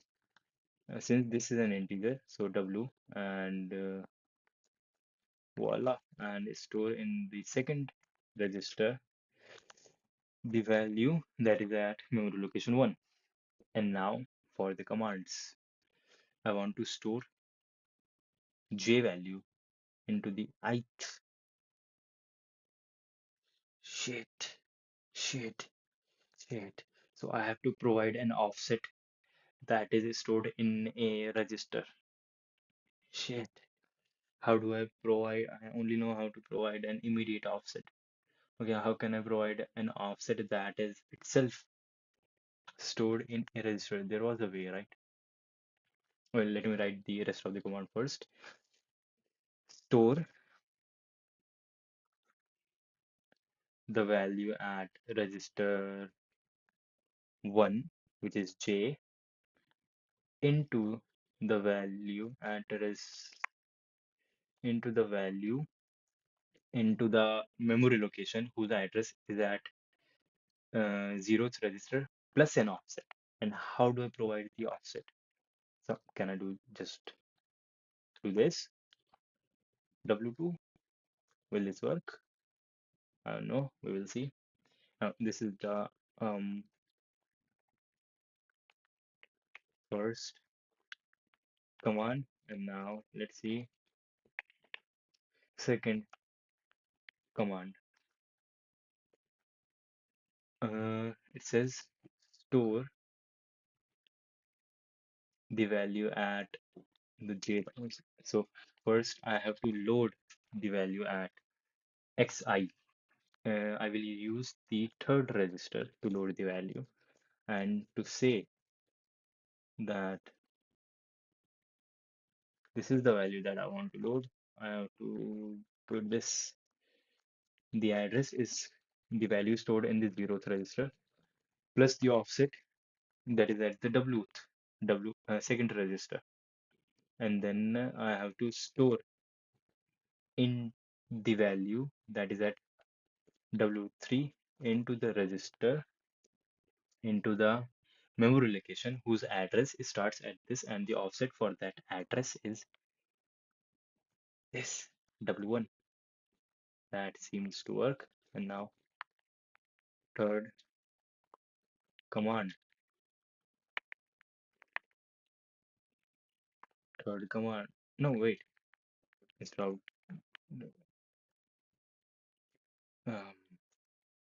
um, I can do ZZ. Shit. Lua ZZ.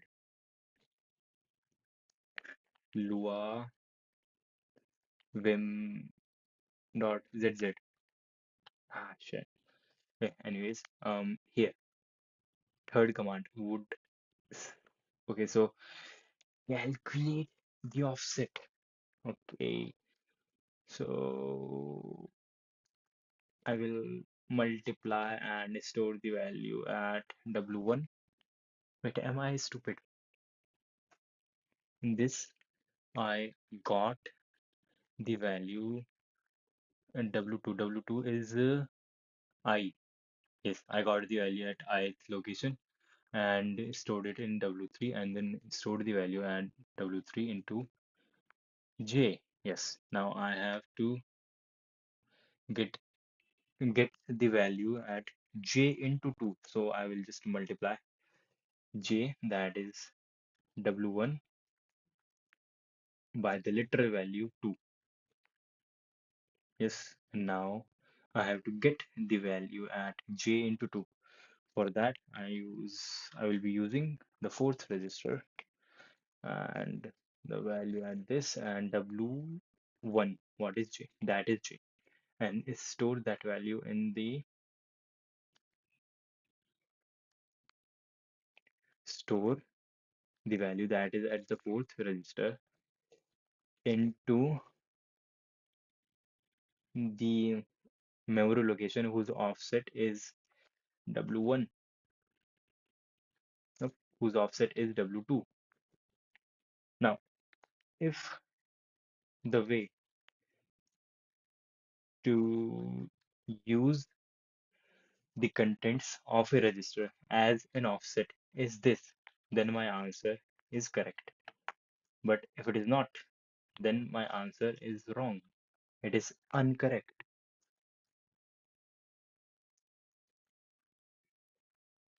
Ah,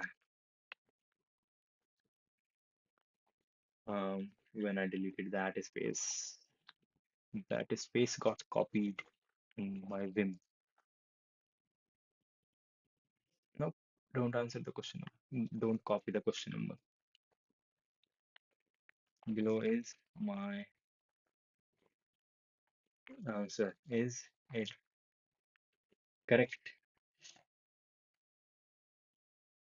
Your assembly code has the right idea but contains some errors related to the addressing mode. Yeah, using the array. In ARM64 assembly, the load and store instructions expect an immediate offset or a scaled register offset is scaled by the size of the data type, typically for integers. Here's how a detailed break. Yeah, addressing mode is correct. Your code, my code is this issue one. W2 register contains the value of I index, but it needs to be scaled by 4 size of it. That makes sense. ARM64 requires the second operand in a store to be a scaled register or an immediate offset. So LSL left shift the contents of W2 by 2 and store them into W3.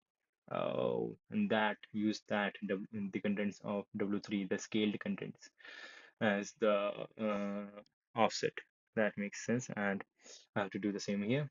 First, get the scale value for this. I already have the scale value for no, scale value for W1. I already have the scale value for W2. From here, left shift twice. That is multiplying by 4, practically multiplying by 4, and the same issue scaling here. So first, left shift this. Okay, I'm doing that again in the third and the fourth register. Okay, in the fourth register, I am loading the value and then left shifting the value of the second of the ith uh, first register and storing that in there in the third register and using the contents of the third register as the offset. Okay, and the same thing here. Final correct code. Okay, that makes sense. Now, what is the difference between B instruction and the BL instruction? What is each used for? Well, B instruction, if we give it a label, it just updates the program counter to that label, and that is what it does. And BL instruction updates before updating the program counter, it updates the X30 register in ARM64 architecture to the next instruction in the program counter and then updates the program counter to whatever the label is. And B is used to just change the program counter and no strings attached, but BL is used to change, update the program counter and also come back to what was going on after the instruction at the new program counter has done its course. And this is used for calling a function and this is used for just going somewhere. What is the meaning of the following instructions? The heck, BGT, BCC, GCC. Okay, load AXR into register and AX. What is AX? I don't know. Load TR BGT uh, branch. What is GT? Greater than branch when negative. Branch when GE must be something. Branch when carry. Yeah, these are like very specific things. But what is this thing?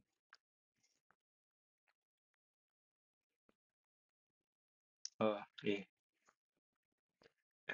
Could you clarify your query A? What are you referring to? What part of the user response would you like more detail on? What is the above instruction. LDAXR instruction in ARM64 stands for fully charged. Shit. Load acquire exclusive register. It is used in the context of atomic operations and provides a mechanism for synchronizing and mutual exclusion. LDAXR read a value from memory with an acquired and semantics ensure that the subsequent memory access is not reordered before this load operation. Set up an exclusive monitor marks exclusive Set up an exclusive monitor marks the memory address as part of the exclusive access operation, allowing the subsequent store release exclusive register to conditionally store a value back into the same address if no other process has modified it. With that is too much detail. So here our chapter is completed, and tomorrow we will begin with data processing and other instructions. Other instructions. Yay. Yep. Bye. That was it. I have to go to college.